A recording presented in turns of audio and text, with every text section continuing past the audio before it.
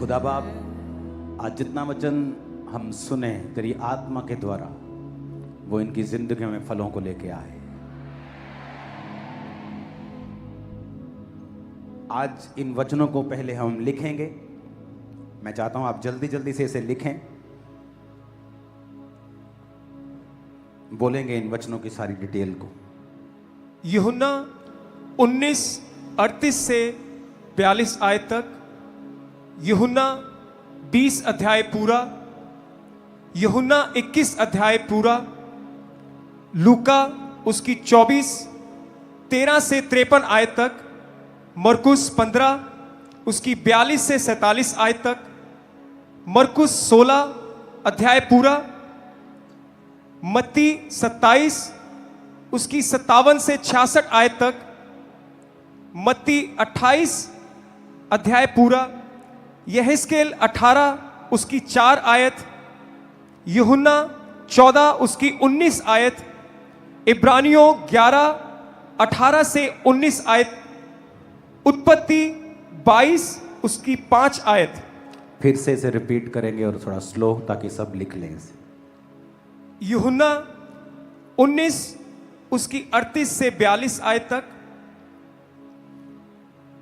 यूहन्ना 20 अध्याय पूरा, यूहन्ना 21 अध्याय पूरा, लूका 24 अध्याय 13 से 53 आयत तक, मरकुस 15 उसकी 42 से 47 आयत तक, मरकुस 16 अध्याय पूरा, मत्ती 27 उसकी 57 से 66 आयत तक, मत्ती 28 अध्याय पूरा, यहेजकेल 18 की 4 आयत, यूहन्ना 14 की 19, इब्रानियों 11 उसकी 18 से 19 आयत तक, और उत्पत्ति 22 उसकी 5 आयत। और हम पढ़ेंगे लूका 24 उसकी 13 आयत से। ये उस समय की बात है जो आपने प्ले देखा कि जीसस क्राइस्ट को पकड़ा, और मैंने आपको पाम संडे के दिन बताया था कि वो रोमी साम्राज्य के नीचे वो कैसे आए। और उसके बाद जब रोमी साम्राज्य के नीचे जीसस क्राइस्ट को 30 साल हुए, जब 90 साल हो गए थे, तो लोगों को ये आस थी कि प्रभु यीशु मसीह हमारा राजा बनेगा और हमें रोमी शासन से छुड़ाएगा। और इसी आस में बहुत से लोग यीशु मसीह का स्वागत कर रहे थे जब वो यरूशलेम में आए।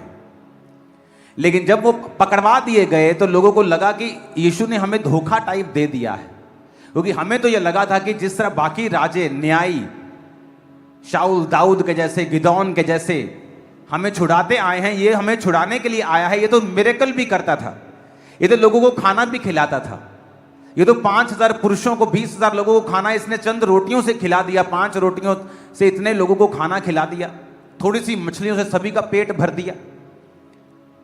तो जब उन्हें लगा कि हमारी आस पूरी नहीं हुई, तो वही लोग कहने लगे कि नहीं, ये अपने आप को छुड़ा नहीं रहा, इसने तो सरेंडर कर दिया इस रोमी साम्राज्य के सामने। तो वो कहने लगे इसे क्रूस पर चढ़ाओ। लेकिन जो लोग परमेश्वर को सच में जानते थे, वो ये जानते थे कि प्रभु यीशु मसीह राजा बनने के लिए नहीं आए हैं। बहुत बार बाइबल कहती है जब यीशु मसीह बड़े बड़े मिरेकल दिखाते थे और बड़ी बड़ी रोटियां खिलाते थे लोगों को, तो लिखा लोग उसे राजा बनाने के लिए, पकड़ने के लिए आते थे। और जैसे यीशु को मालूम होता था कि ये पॉलिटिकली मुझे इस्तेमाल करना चाहते हैं, यीशु मसीह उनके बीच से निकलकर चले जाते थे और प्रार्थना करने के लिए निकल जाया करते थे।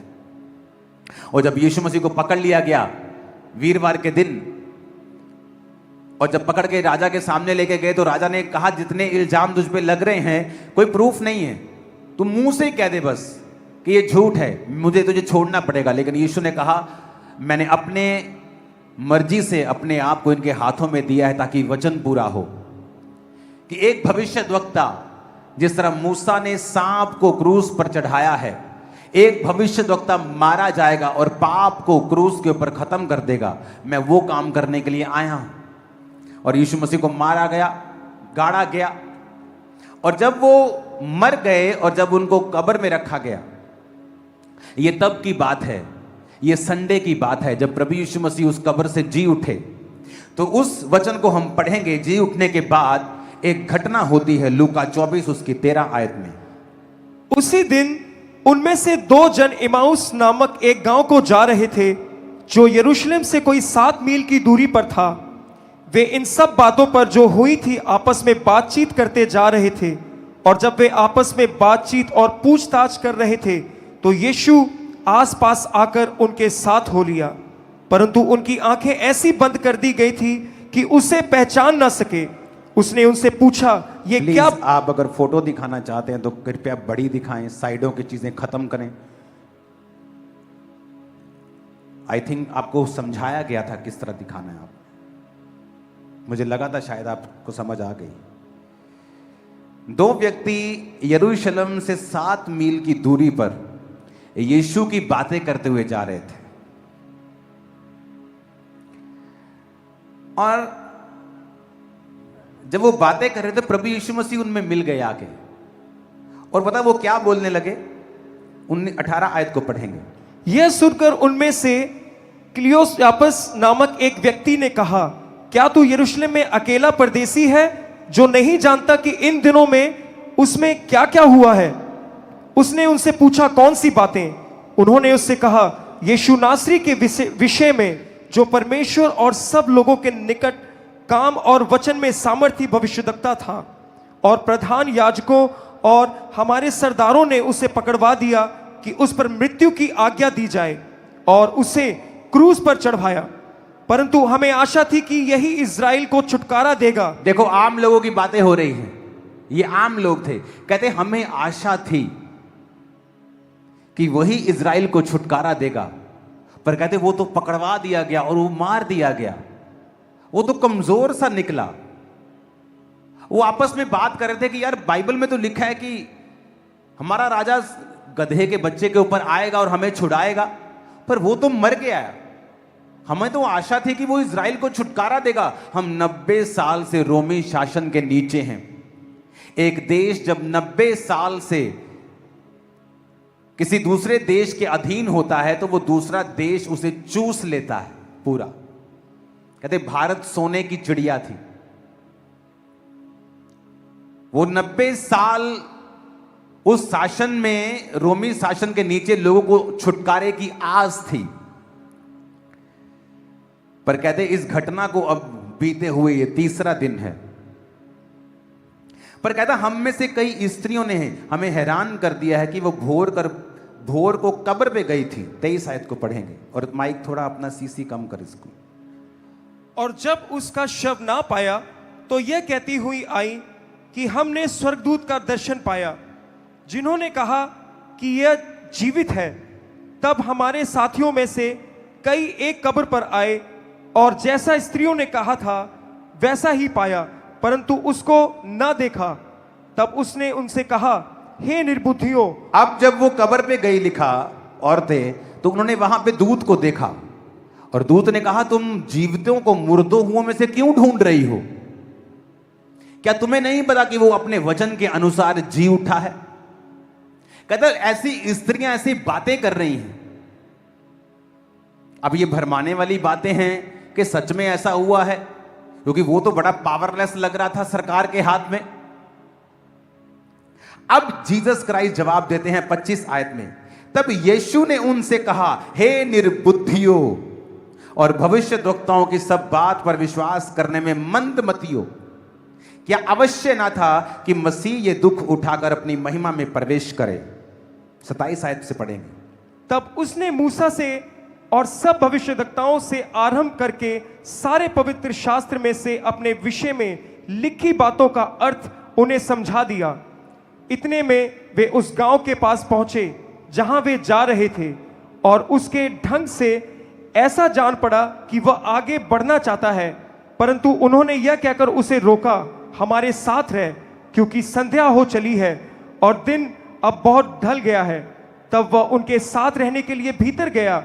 जब वह उनके साथ भोजन करने बैठा तो उसने रोटी लेकर धन्यवाद किया और उसे तोड़कर उनको देने लगा। तब उनकी आंखें खुल गई और उन्होंने उसे देखा, पहचान। जब वो जीसस क्राइस्ट ये बातें करने में जब जा रहे थे तो जीसस ने कहा, ए निर्बुद्धियो, हे कम दिमाग वालों, क्या तुम नहीं जानते थे कि भविष्यद्वक्ताओं की पुस्तक में यह लिखा है कि मसीह तीसरे दिन मुर्दों में से जी उठेगा? और वो उनको बताता जा रहा था, लेकिन परमेश्वर ने उनकी आंखों को खुद बंद कर दिया था कि वो उसको पहचाने नहीं। और जब यीशु मसीह जा रहे थे तो वो भले आदमी थे, कहते अब वो कहाँ जा रहा है भाई, रात हो गई है, हमारे साथ रुक जा। रात को लोग सफर नहीं पुराने टाइम में करते थे, रात को सफर करना मना था, रात को सेफ नहीं था, रात को स्ट्रीट लाइट्स नहीं होती थी, सफर नहीं करते थे लोग। तो उसने कहा रात को हमारे पास रुक जा। और लिखा, जब रात को वो रोटी तोड़ रहा था तो उन्होंने यीशु मसीह के रोटी तोड़ते हुए उन हाथों को जब देखा तो पहचान गए ये परमेश्वर है। और जैसे ही उन्होंने पहचान लिया, वो उनकी आंखों से चुप गायब हो गया। जैसे वो यीशु मसीह गायब हुए उनकी आंखों से, क्योंकि अब प्रभु यीशु मसीह सिर्फ इंसान के रूप में नहीं थे, अब वो इंसान भी थे और परमेश्वर के उस डिवाइन रूप में भी आ चुके थे। वो गायब हुए और वो इम्वाइस के आदमी भागे चेलों के पास, और चेलों को उन्होंने कहा कि हमने यीशु मसीह को देखा है। चेले भी ये सुन रहे थे कि हमने भी यीशु मसीह को देखा है।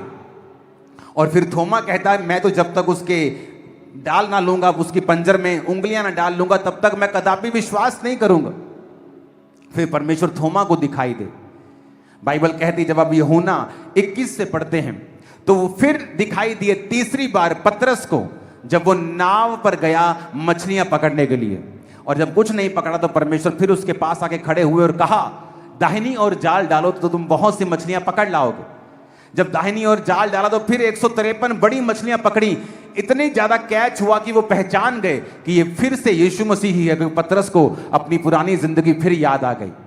अब परमेश्वर पतरस के पास आके कहते हैं, पतरस क्या तू इन सब से बढ़ के मुझसे प्यार करता है? क्योंकि अब ये तीसरा समय था जब परमेश्वर चेलों को दिखाई दिए थे जी उठने के बाद। पहली बार जब वो चेलों को दिखाई दिए, जो प्ले में आपने देखा, तब थोमा वहां पे नहीं था। दूसरी बार वो थोमा के साथ दिखाई दिए, वो बीच में एकदम से प्रकट हो जाते थे, एकदम से आ जाते थे, बेल से नहीं आते थे, अभी दीवार से नहीं आते, सीधा प्रकट होते थे अब।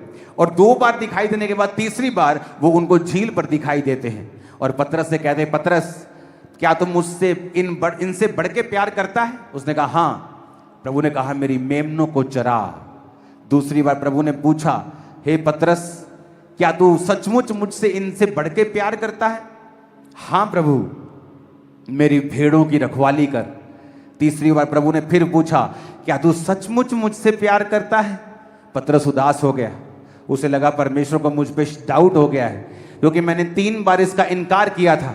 लेकिन परमेश्वर उस कर्ज को खत्म कर रहे थे जो पतरस के ऊपर उसका 3 बार इनकार करने से आया था।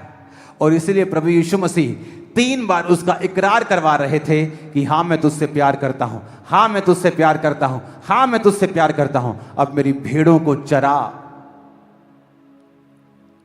जब प्रभु यीशु मसीह मुर्दों में से जी उठे तो उसने कहा, जाओ चेलों से और पतरस से कहो, क्योंकि पतरस उस समय परमेश्वर का चेला नहीं रह गया था। पतरस ने खुद अपने मुंह से कहा था, लानत हो जो इसे जानता हो, मैं इसे नहीं जानता। तो प्रभु यीशु मसीह जो आपके जब पापी थे वो तब आपसे प्यार करता है। उसने गुस्सा नहीं किया, उसने लानत नहीं भेजी। पतरस के पास गया और 3 बार इनकार के बदले 3 बार उससे इकरार करवाया। हालेलुया। जब आप गिफ्ट भूल जाते हैं ना वाइफ को देना, फिर वो कहती है मैंने 2 गिफ्ट लेना है अभी, तो वो काम किया उसने कि यीशु ने 3 बार उसको बोला तूने मेरा इनकार किया था, 3 बार मेरा इकरार कर। अगर आप ईस्टर को देखेंगे, रेजरेक्शन डे को देखेंगे, तो ये हमें रिस्टोर करता है, हमें जीवित करता है, जिंदा करता है। किसने पाप किया पहले? औरत ने। औरत की वैल्यू को परमेश्वर ने डाउन किया, उसके पीड़ा को बढ़ाया, आदमी को डाउन किया। उसने औरत की बात को सुना, सांप को श्रापित किया कि वो शैतान के द्वारा इस्तेमाल हुआ। हालांकि सांप परमेश्वर ने बनाया था, शैतान नहीं है सांप, लेकिन उसको शैतान ने इस्तेमाल किया, श्रापित हुआ। हवा श्रापित, आदम श्रापित।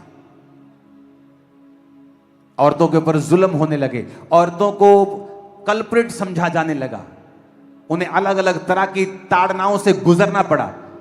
और जब यीशु मसीह मुर्दों में से जी उठे, जो पाप आदम और हवा के कारण, जो डिसग्रेस औरत और आदमी की जिंदगी में आई थी, परमेश्वर ने उस डिसग्रेस को ग्रेस में बदला और सबसे पहले अपने जी उठने का समाचार उसने औरतों को दिया और कहा, जाओ चेलों को बताओ कि मैं जी उठा हूं, जाओ।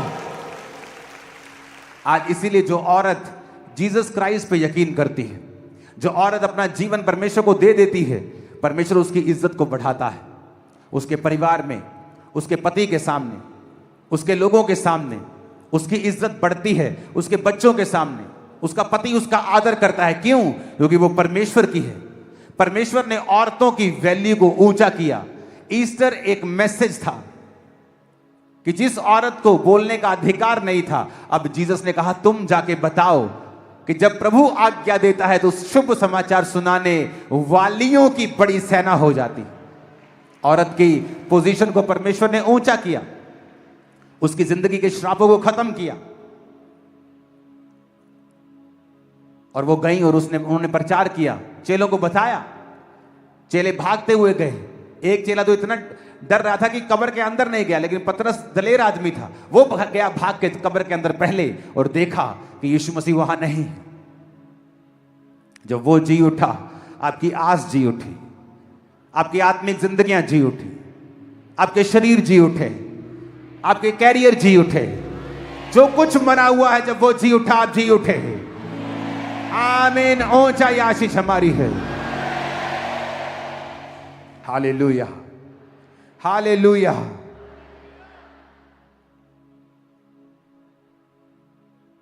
पुराने नियम से लेकर नए नियम तक हर जगह आपको मसीह का समाचार मिलता है। पिछले संडे मैंने बताया कि हर जगह आपको मसीह दिखेगा। बाइबल की पहली आयत से लेकर आखिरी आयत तक आपको मसीह दिखेगा। वचन कहता है इब्रानियों 11 उसकी 18-19 में, जिससे यह कहा गया था इसहाक से तेरा वंश कहलाएगा, वही अपने इकलौते को चढ़ाने लगा। उसने मान लिया कि परमेश्वर सामर्थी है कि उसे मरे हुओं में से जिलाए, कि उसे दृष्टांत की रीति पर फिर उसे वो मिला। जब अब्राहम को परमेश्वर ने कहा अपने बेटे को चढ़ा दे, कहता उसने कहा था इसहाक से तेरा वंश कहलाएगा, पर फिर भी मैं अपने इकलौते को चढ़ा रहा हूं, शायद ये मुर्दों में से जी उठेगा। ये एक प्रोफेसी थी कि चढ़ाएगा तो तू जरूर, पर तू अपने बेटे को नहीं चढ़ाएगा, मैं अपना बेटा दूंगा और वो जी उठेगा। इसलिए वो मेढ़ा कांटों में, झाड़ियों में फंसा हुआ मिला और जीसस ने अपने आप को उसके साथ रखा है कि बाइबल का एक बिंदु भी, लोग कहते हैं बाइबल में गलतियां हैं, बाइबल में एक बिंदु तक की गलती नहीं। एक अगर बाइबल में किसी जगह सेमी कॉलन लगा है, उसके पीछे भी प्रचार है, उसके पीछे भी कारण है। फुल स्टॉप लगा है, उसके पीछे भी कारण है। Bible is the most perfect ग्रंथ, book in this world, most perfect. एक प्रचारक बता रहा था, उसने एक डायग्राम बनाया, मैं आपको वीडियो दिखाऊंगा क्योंकि अगले हफ्ते से मैं आपको मिशनरीज यात्राओं के ऊपर बताने वाला हूं और ये आपके लिए ऑसम समय होगा और प्रभु भोज होगा, अगले हफ्ते से लगातार हम लेंगे और उसके बारे में मैं आपको बताने वाला हूं। तो हर जीवित आदमी, आपके घर का हर जीवित व्यक्ति अगले संडे चर्चिस में हो और प्रभु भोज को लो। और वहां में बताया कि शुरू से लेके, उत्पत्ति से लेके प्रकाशित वाक्य तक हर आयत एक दूसरे को सपोर्ट करती है, जबकि उसके अलग अलग राइटर्स हैं। पवित्र आत्मा ने अलग अलग समयों के ऊपर बाइबल को लिखा है। कईयों को तो यह भी मालूम नहीं था कि पिछले राइटर ने क्या लिखा है, लेकिन जब आप बाइबल को जोड़ते हैं आपको एक एक लाइन दूसरे के साथ मिलती हुई और अपने एक दूसरे को पूरा करती हुई आप पाते हैं। वचन में लिखा है कि परमेश्वर ने कहा जल एक जगह इकट्ठा हो जाए और सूखी भूमि दिखाई दे, तो पहाड़ और भूमि अलग हो गई। आज हजारों साल बाद वैज्ञानिक कह रहे हैं कि माउंट एवरेस्ट के ऊपर हमें समुद्र के जीवाश्म मिले हैं। कभी माउंट एवरेस्ट भी समुद्र के नीचे था। भाई तुम्हें अब मालूम हुआ है, बाइबल में हजारों साल पहले लिख दिया गया था। तब कोई साइंस नहीं थी, कोई वैज्ञानिक नहीं थे, पेन भी नहीं होते थे, पता नहीं कैसे लिखा होगा और लिख दिया गया। कलम से, किसी चीज से वो लिख दिया गया। जब यीशु मसीह जी उठे तो उन्होंने कहा वचन पूरा हुआ जो भविष्यद्वक्ताओं की पुस्तक में लिखा गया था। वो सारा वर्ड पूरा हुआ।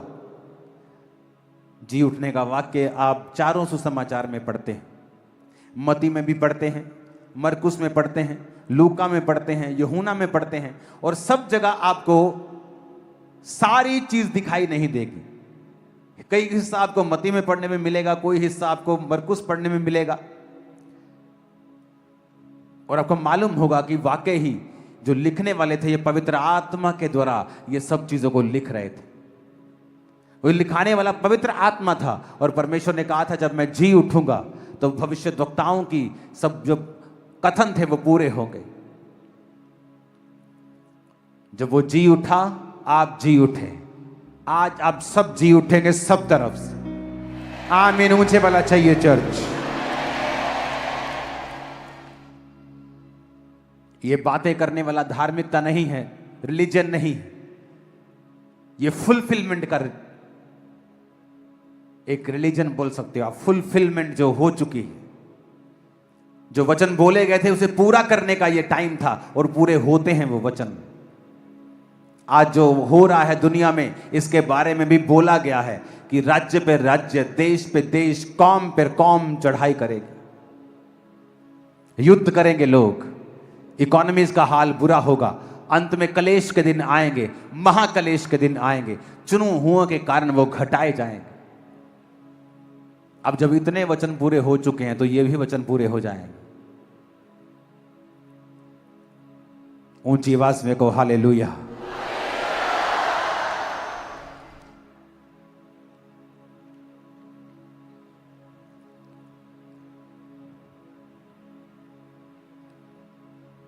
यूहन्ना 14 उसकी 19 आयत में लिखा है, थोड़ी देर रह गई है कि फिर संसार मुझे ना देखेगा, परंतु तुम मुझे देखोगे, इसलिए कि मैं जीवित हूं, तुम भी जीवित रहोगे। यीशु ने कहा तुम मुझे देख रहे हो, संसार मुझे नहीं देखेगा, परंतु तुम मुझे देखोगे, इसलिए कि मैं जीवित हूं, तुम भी जीवित रहोगे। तुम जीवित रहोगे सभी, तुम्हारी कोई चीज मरेगी नहीं कभी भी। जब रोज सुबह उठो तो परमेश्वर की रेजरेक्शन पावर को रिसीव करो। प्रभु तेरे जी उठने की सामर्थ को मैं रिसीव करता हूं। मैं चलता हूं तेरे जी उठने की सामर्थ में। बिजनेस पे जाने से पहले, जॉब पे जाने से पहले, पुलपिट पे आने से पहले, कि प्रभु तू जी उठा, तू जीवित है, इसलिए मैं जीवित हूं। और देखो उसकी जी उठने की सामर्थ आपकी लाइफ में कैसे काम करती है। जिस आत्मा ने यीशु मसीह को मुर्दों में से जी उठाया, वो तुम्हारे मरे हुए शरीरों को क्यों ना उठाएगा। अगर तुमने पवित्र आत्मा पाया है, तुम्हारे बिजनेस को क्यों नहीं जी उठाएगा, सेवकाई को क्यों नहीं जी उठाएगा। आपके हाथों में पावर है। आपको रोग है, रोग वाली जगह पे हाथ रखो और कहो मैं उसके जी उठने की सामर्थ्य को रिलीज करता हूं, रिसीव करता हूं। और देखो वो बीमारी कहां जाती है। उस बीमारी को कहो मैं तुझे यीशु मसीह के नाम में डांटता हूं, उसकी जी उठने की सामर्थ्य से डांटता हूं। देखो वो जाती है, वो इन्फेक्शन खत्म होती है, वो रोग खत्म होते हैं, वो कलेश खत्म होता है। आमीन ऊंचा चाहिए चर्च। हालेलुया। और जीसस ने कहा आप जाओ, सब जातियों को ये बातें मानना सिखाओ, जो मैं तुम्हें सिखाया है सब लोगों को सिखाओ। विश्वास करने वालों में चिन्ह होंगे, वो दुष्ट आत्माओं को निकालेंगे, सांपों को उठा लेंगे, नाशक वस्तुएं उनका नुकसान न कर पाएंगी, शैतान उनका नुकसान न कर पाएगा। आज जो आप बीमारियों को जाता देखते हो, सालों साल जब लोगों की आस खत्म हो जाती है, दवाइयां खा लेते हैं, सब कुछ कर लेते हैं, और तब सडनली जिनकी लाइफ में जब मिरेकल होता है, उन्हें पता होता है कि ये परमेश्वर ने मेरी जिंदगी में इसे किया है। आज जब प्रेयर हो रही होगी, मेरा बिलीव है कि वो जी उठने की सामर्थ्य से वो सब चीजें जो मुर्दा हैं आपकी लाइफ से आज ही जी उठेगी। आमीन। और यीशु ने क्या कहा था? मरकुस 16 को हम पढ़ेंगे। जब सब्त का दिन बीत गया तो मरियम मगदलिनी, याकूब की माता मरियम और सलोमी ने सुगंधित वस्तुएं मोल ली। 15 आयत से पढ़ेंगे। और उसने उनसे पूछा, तुम सारे जगत में जाकर सारी सृष्टि के लोगों को सुसमाचार प्रचार करो, जो विश्वास करे और बपतिस्मा ले उसी का उद्धार होगा, परंतु जो विश्वास न करेगा वह दोषी ठहराया जाएगा। परमेश्वर ने कहा जो विश्वास करे और बपतिस्मा ले उसी का उद्धार होगा। बपतिस्मे के बिना भी परमेश्वर ने उद्धार कर दिया था। उस कैदी का, उस मौत की सजा पाए हुए डाकू का जो उसके साथ क्रूस के ऊपर था। लेकिन आप तो क्रूस के ऊपर नहीं हैं, आपके पास तो समय है, आप बपतिस्मा ले सकते हैं। और विश्वास करेगा और बपतिस्मा लेगा उसी का उद्धार होगा। जो विश्वास नहीं करेगा वो दोषी ठहराया जाएगा। माएं रो रही थी जब यीशु मसीह को चढ़ाया जा रहा था क्रूस पे। उसने कहा मेरे लिए नहीं, अपने और अपने बालकों के लिए रोवो। पता है क्यों? क्योंकि जिन लोगों ने जीसस पे विश्वास नहीं किया, वो सदूकी, फरीसी, उनके परिवार, क्योंकि यीशु मसीह के जी उठने के कुछ 3-4 दशक बाद उस भवन को फिर नाश कर दिया गया और यहूदी कौम को बहुत प्रताड़ित करके उनका नाश किया गया। जो आज यरूशलेम में आप वेस्टर्न वॉल देखते हो, भवन की वॉल देखते हो, वो तभी बची थी, उतनी बची थी बस। वो यीशु मसीह के समय के बाद ढाई गई थी, फिर से भवन ढा दिया गया था, क्योंकि परमेश्वर ने कहा था जो तुमने मेरे साथ किया है उसका बदला तुम और तुम्हारे परिवार उठाएंगे। आज भी जो यीशु को जानते हुए भी गुनाहों में है, पाप में है, उसने कहा जो विश्वास नहीं करेगा वो दोषी ठहराया जाएगा। एक बात को हमेशा याद रखो, मैं अपने लोगों से बहुत बात बोलता हूं कि जब आप परमेश्वर में जीते हैं और जीते जीते बिगड़ जाते हैं, आप व्यभिचार करने लगते हैं, आप चोरी करने लगते हैं, चर्च का पैसा चोरी करने लगते हैं, आप लोगों का पैसा चोरी करने लगते हैं, आप कब्जे करने लगते हैं, आप नहीं जानते आप एक बीज बो रहे हैं। जब दाऊद ने पाप किया तो उसका असर उसके परिवार के ऊपर हुआ और उसका बेटा उसका विरोधी हो गया। जब एक आदमी पाप करता है और विश्वास में बना नहीं रहता, फिर वो अपनी जिंदगी के चारों तरफ के सर्कमस्टेंसेस को काबू नहीं कर सकता। वो काबू नहीं कर सकता अपने बिजनेस को, ये किस तरह चलेगा और किस दिन क्या अटैक होगा। वो सेवकाई कर सकता है, मिरेकल कर सकता है, लेकिन उसके बाद अटैक को काबू नहीं कर सकता। मैंने नाइजीरिया में सेवकाइयां देखी हैं जो एक आदमी ने अपनी यंग एज में शुरू की और आज वो 80-80 साल के हो गए और अभी भी प्रचार करते हैं। लेकिन कुछ ऐसे भी हैं जो आए, प्रचार किया, चंगियाई की, करेक्टरलेस हो गए और परमेश्वर ने उनको उड़ा दिया। अगर वो फिर से करेक्टर में बन जाए तो परमेश्वर फिर से उनको लेके आ सकता है, क्योंकि वो सबसे प्यार करता है, वो किससे नफरत नहीं करता। लेकिन बाइबल कहती पाप हमें डिग्रेड डाउन करता है, डिस्ग्रेस करता है। जब एक आदमी पाप करता है, चोरी करता है, प्रभु के वचन के खिलाफ चलता है, तो वो अपने जीवन की परिस्थितियों को कंट्रोल फिर नहीं कर सकता।